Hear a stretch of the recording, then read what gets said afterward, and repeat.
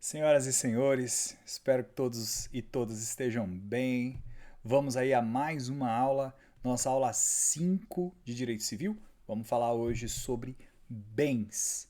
Bens no direito civil. A importância dos bens, né? Principalmente as classificações e as características desses bens. Bens móveis, bens imóveis, bens fungíveis, bens infungíveis. É uma série de classificações que tem uma relevância muito grande na prática. Na hora que nós nos deparamos na prática jurídica com o assunto bens, saber essas diferenças ajuda a resolver alguns problemas. O universo jurídico nos dá essa solução. Então, algumas coisinhas que vocês vão ter que realmente memorizar. E lembrando que nossa aula aqui é o essencial e você depois terá que se dedicar aí a ler os artigos da lei, porque a maioria dos concursos nessa parte também, além das classificações, costuma também cobrar um pouquinho da letra da lei em alguns artigos específicos. Então é isso, vamos lá. Tá aí projetando para vocês, está aqui ó, a aula 5 sobre bens. Aqui, novamente, nossas redes sociais, se você está chegando agora, nossas redes sociais, né, o YouTube, o Instagram, para você seguir lá, acompanhar não só as minhas aulas, mas as aulas também dos outros professores aí para vocês. Perfeito? O que nós vamos ver aqui? Basicamente são 5 tópicos, mas são 5 tópicos que são densos, né? Alguns deles são mais densos. As classificações, por exemplo, bens públicos. Então é esse o nosso assunto de hoje. Vamos começar ali pelos conceitos iniciais, por essa ideia da regra e da exceção, das exceções daquilo que a gente trabalha quando fala sobre bens. Primeira coisa que você tem que ter em mente quando pensa sobre bens é que, em regra, nós vivemos num mundo capitalista e o nosso sistema jurídico ele foi criado dentro dessa lógica capitalista. Se você está dentro de uma lógica capitalista, o objeto das relações jurídicas do ponto de vista patrimonial, ele está dentro do comércio, então ele tem que circular. Então o princípio que rege os bens de uma maneira geral é o princípio da livre circulação. Então, em regra, os bens devem circular na nossa sociedade. Pode ser transmitido, pode ser alienado, pode ser apropriados, etc. Tá? Então tem uma série de regras sobre essa questão da transmissão, que aí a gente vai ver lá nos contratos, nas obrigações, nas responsabilidades, etc. E quando a gente pensa num bem não poder ser apropriado, não poder ser alienado, isso é uma exceção. E o problema é esse. Nós temos várias exceções e os concursos costumam cobrar da gente as exceções com relação aos bens. E é isso que nós vamos estudar na maioria dos casos. As exceções em relação a essa livre circulação dos bens. Então, primeira delas é essa aqui, né? As coisas que estão fora do comércio. Tem coisas que não podem ser comercializadas ou pela sua própria natureza ou por uma disposição legal. Naturalmente, por exemplo, você não pode comercializar o ar, você não pode se apropriar do ar. O ar está aqui, todo mundo está respirando, o mundo inteiro tem ar, né? Tudo bem, tem uns doidos aí que engarrafa ar e vende e tem gente que compra. No capitalismo é isso, se tem doido que compra, tem esperto que vende, né? A luz solar, por exemplo. Aí você fala assim, mas e a energia elétrica, a energia solar que está crescendo e tal? Você tá vendo? O que está sendo comercializado é a conversão da energia solar em energia elétrica, mas não a luz do sol em si. A luz do sol está aí. A luz do sol é para todos, né? O sol nasce para todos lá, aquele livro bem famosinho. Mas o que está sendo comercializado é a energia e não a luz solar em si, essa conversão da energia. Né? Então, são bens inapropriáveis pela sua própria natureza, eles estão fora do comércio. E tem alguns outros bens que estão fora do comércio, que em tese poderiam estar no comércio, mas que estão fora do comércio por uma disposição ou da própria lei, uma disposição legal, ou uma questão contratual, que as próprias partes estipularam que determinado bem, ele não pode ser alienado, por exemplo. Então, por exemplo, o corpo humano. Em tese, você poderia vender partes do seu corpo. Né? Vamos ser honestos. Mas o direito brasileiro proíbe isso. Que a gente já viu lá nos direitos de personalidade, né? A proteção ao corpo. Não pode. Então, os direitos de personalidade, em regra, eles são inalienáveis por uma disposição legal.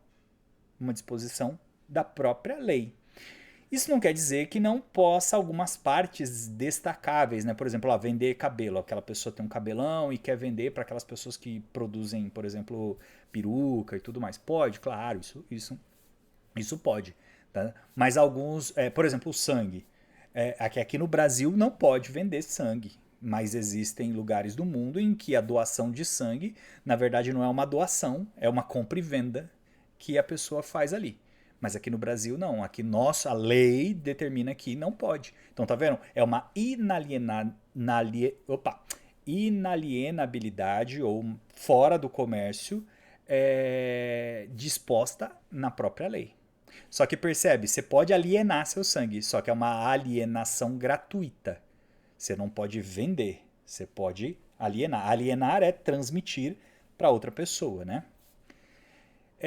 E pode ser isso contratualmente. Então, por exemplo, se você pode receber um imóvel de doação e esse imóvel, a pessoa, o doador, ele estipula lá que você não pode vender.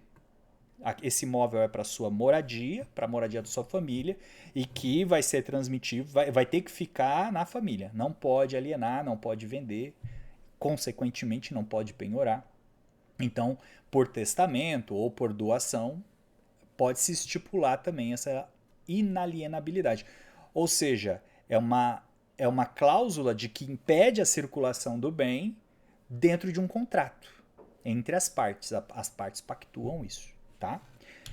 Outra questão que você tem que gravar, e as provas gostam um pouquinho desse tema, que é a coisa de ninguém, hein? Coisa de ninguém entre aspas, né?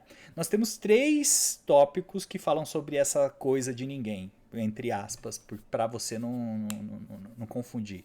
Nós temos a coisa abandonada, que é chamado no latim da vida, aí, que é a res derelicta, hoje não está saindo, né?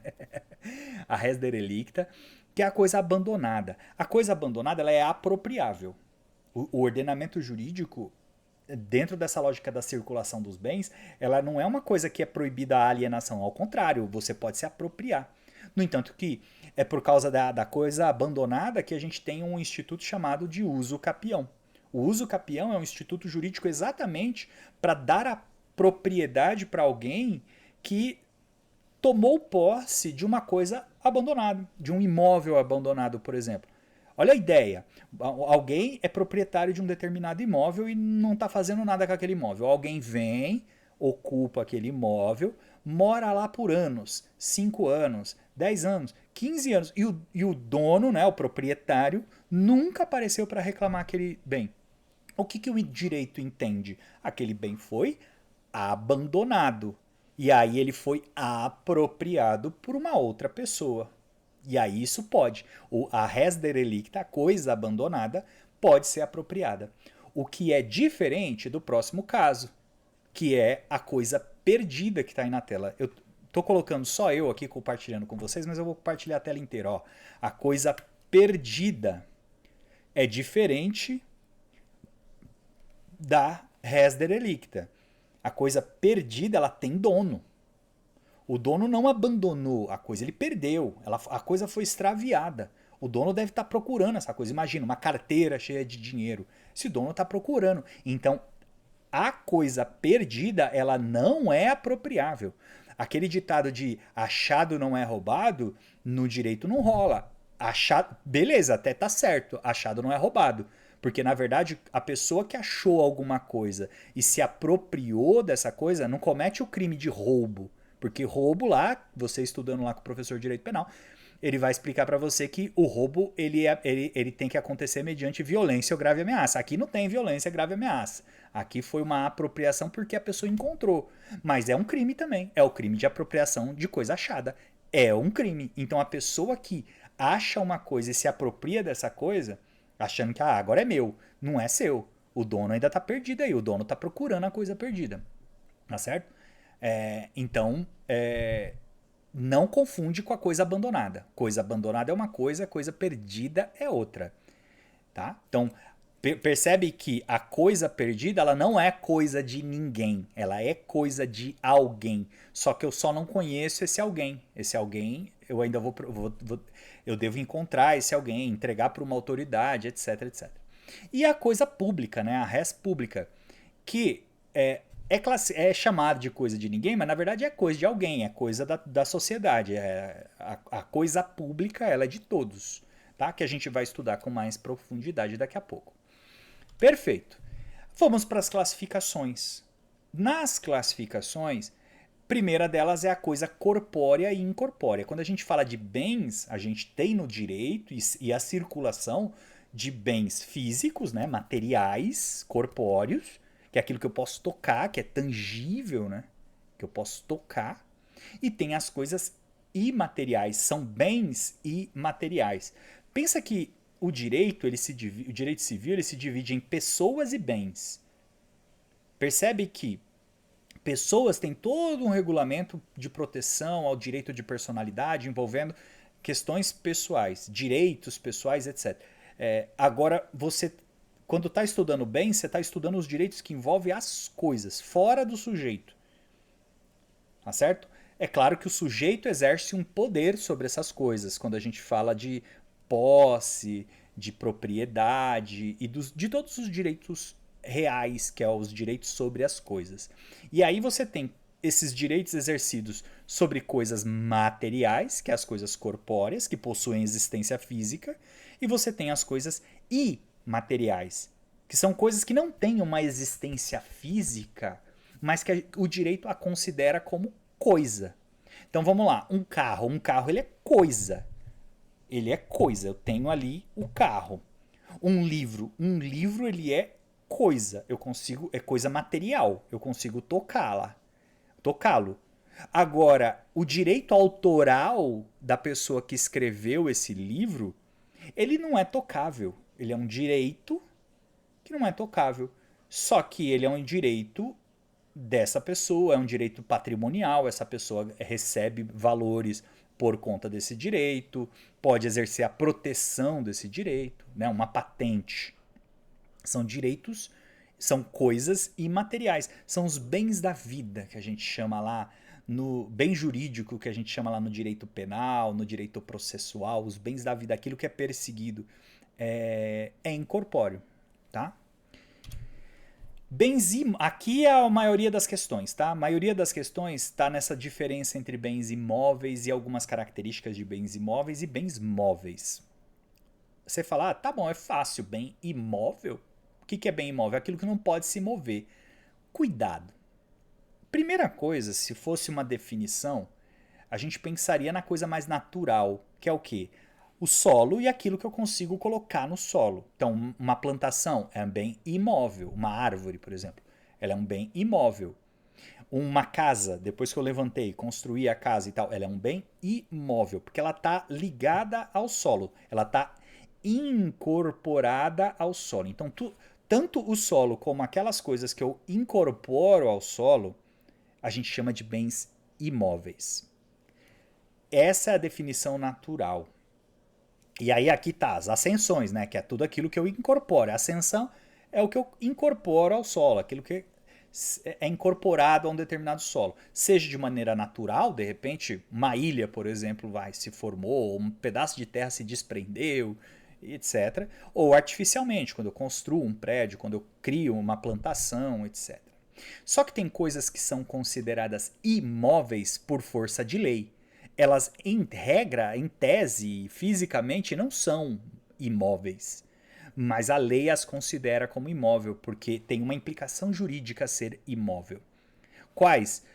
Os direitos que a pessoa tem sobre algo que é imóvel. Então, o direito de propriedade, por exemplo, ele é considerado pelo direito um bem imóvel. Tem as mesmas características jurídicas de um bem imóvel. Aí você fala, tá, mas qual que é a implicação disso? Primeira implicação, um bem imóvel Na hora que eu vou transmitir esse bem, eu vou vender esse bem, por exemplo, eu só consigo fazer a transmissão por registro público. A lei exige. Não existe venda de imóvel por um aperto de mão, por um de boca, oral, ou por um contrato de gaveta. Não existe. O contrato que é chamado contrato de gaveta, na verdade, é uma promessa de compra e venda. É um contrato preliminar. Ele não é a compra e venda ainda. Porque a compra e venda de um imóvel, a lei exige a solenidade de um registro público. E aí, hora que eu olho para os direitos sobre esse imóvel, ele também, para eu transmitir os direitos que eu tenho sobre esse imóvel, também se exige a mesma forma. Então exige também registro público. Então essa que é a implicação. Quando eu transformo um direito real em imóvel, eu tenho a implicação jurídica de tratar isso com toda o arcabouço jurídico que fala sobre bens imóveis. Tá certo? Então, os direitos sobre um imóvel. Aqui é o objeto das questões, ó. Direito de sucessão aberta, ou seja, a herança. Uma pessoa faleceu, ela deixou lá vários bens, que é o que a gente chama de herança, né? Bens, direitos e obrigações. O conjunto desses direitos e obrigações é o que a gente chama de herança. Ótimo. Que é o espólio. Esse espólio, ele é considerado pelo direito um bem imóvel.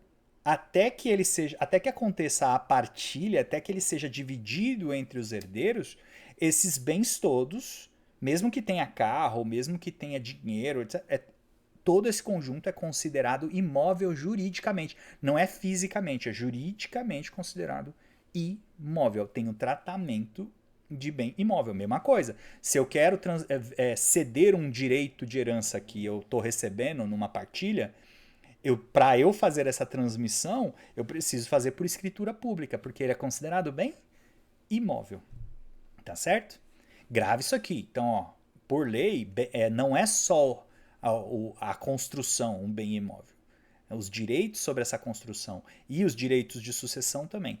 Tem uma pegadinha de prova que eu não coloquei aqui.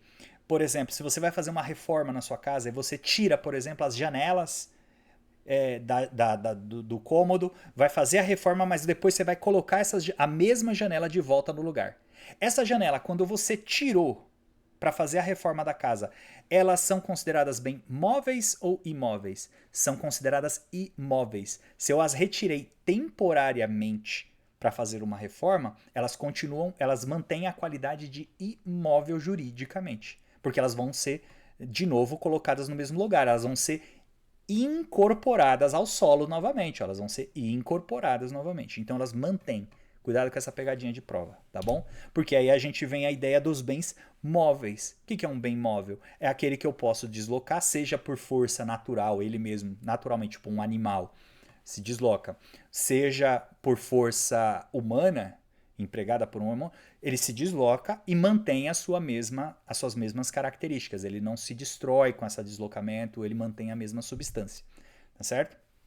E aí você tem os casos comuns, carro, uma caneta, um animal. Animal é bem, tá? Pro direito, os animais são bens. Eles não têm direitos subjetivos, porque eles não são sujeitos no direito. Está tendo muita discussão sobre o direito animal, está evoluindo bastante, talvez a gente tenha logo mais uma nova classificação, mas hoje os animais são considerados bens, tá certo? Só que eu tenho aqueles bens que por força de lei, e é aqui que você tem que gravar a sua atenção, que é isso que cai em prova, são considerados bens móveis. Por exemplo, as energias com valor econômico. Energia elétrica é considerada bem móvel. Energia solar, que é a transformação da energia solar em energia elétrica, bem móvel. Um gás, bem móvel. Tá?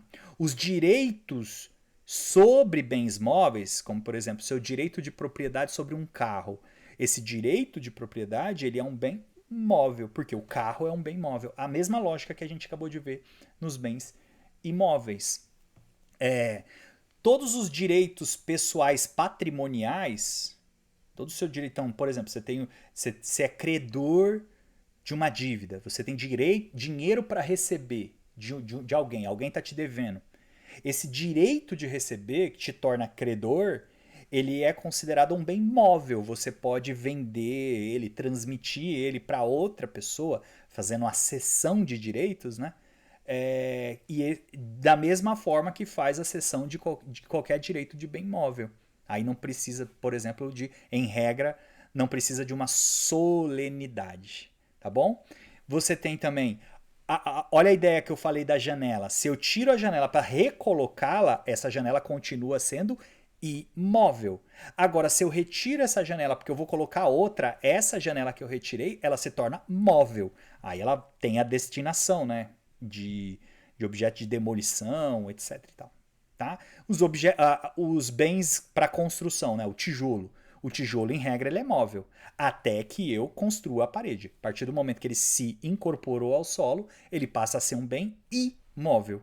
Mas enquanto ele não está incorporado, ele é um bem móvel. Tá certo? Vamos fazer uma pausa, esse primeiro bloco, e daqui a pouco a gente volta e finaliza essa parte dos bens, do direito das coisas, do direito dos bens.